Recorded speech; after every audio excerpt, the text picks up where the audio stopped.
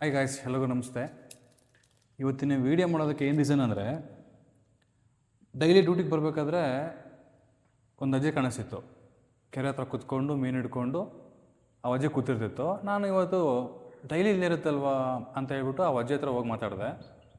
ನಾನು ಹೋಗಿ ಕೇಳಿದೆ, ಅಜ್ಜಿ ಯಾಕೆ ನಿಮ್ಮ ಹತ್ರ ಇರ್ಲಿಕ್ಕೆ ಮನೆ ಇಲ್ವಾ, ಮಕ್ಳು ಯಾರೂ ಇಲ್ವಾ, ಗಂಡ ಯಾರೂ ಇಲ್ವಾ ಅಂತ ಕೇಳಿದೆ. ಅವ್ರಿಗೆ ಒಂದು ಏನಿಲ್ಲ ಅಂದರೆ ಅಪ್ರಾಕ್ಸಿಮೇಟ್ಲಿ ಒಂದು 80 ಇರುತ್ತೆ ಏಜು.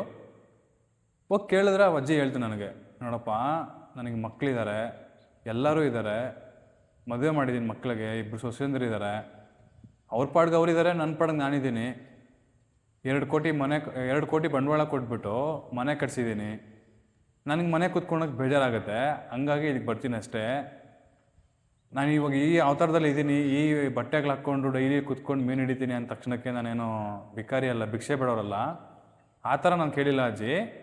ಬಟ್ ಯಾವಾಗಲೂ ಇಲ್ಲಿ ಹೇಳ್ತಿರಲ್ವ, ಯಾಕೆ ಏನು ಅಂತ ನಾನು ಕೇಳಿದೆ ಅಷ್ಟೇ. ಅಂತ ಕೇಳಿದ್ದಕ್ಕೆ ಅಜ್ಜಿ ನನಗೆ ಉತ್ತರ ಕೊಟ್ಟಿದ್ದೊಂದೇ, ಯಾವುದೇ ಒಬ್ಬ ವ್ಯಕ್ತಿನ ಬಟ್ಟೆ ನೋಡಿಬಿಟ್ಟು ಅಳಿಯೋಕ್ಕೆ ಹೋಗ್ಬೇಡ್ರಿ, ನಾನು ಅವತ್ತಿಂದ ಬೆಳ್ಕೊಂಡು ಬಂದಿರೋ ರೀತಿ ಈ ಥರ ಇದೆ, ಸೊ ಹಂಗಾಗಿ ನಾನು ಹಿಂಗಿದ್ದೀನಿ ಅಷ್ಟೇ, ಅದು ಬಿಟ್ಟರೆ ಬೇರೆ ಇನ್ನೊಂದು ಏನೂ ಇಲ್ಲ.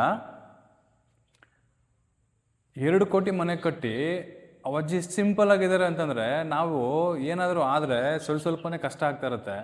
ಅಂಥ ಒಂದು ಸಿಚುವೇಷನಲ್ಲಿ ನಾವುಗಳಿದ್ದೀವಿ. ಅವಜ್ಜಿ ನೋಡಿದ್ರೆ ನನಗೆ ಒಂಥರ ಇನ್ಸ್ಪಿರೇಷನ್ ಅನಿಸ್ಬಿಡ್ತು. ಇದು ರಿಯಲ್ ಸ್ಟೋರಿ, ಹೆಂಗಿದೆ ಅಂತ ನನಗೆ ಒಂಥರ ಮೈ ಜುಮ್ ಅನಿಸ್ತಿದೆ ಗಾಯ್ಸ್.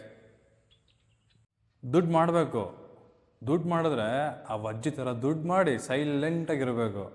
ಕೆಲವರೆಲ್ಲ ಸಾವಿರ ದುಡ್ಡು ಮಾಡಿಬಿಟ್ಟು ಕೋಟಿ ದುಡ್ಡು ಮಾಡಿಬಿಟ್ಟು ನೋಡೋ ಅಂತ ತೋರಿಸ್ಕೊಂತಾರೆ. ಆ ಥರ ಅಲ್ಲ, ಆ ಅಜ್ಜಿನ ನೋಡಿ ಕಲಿಯೋದು ತುಂಬ ಇದೆ.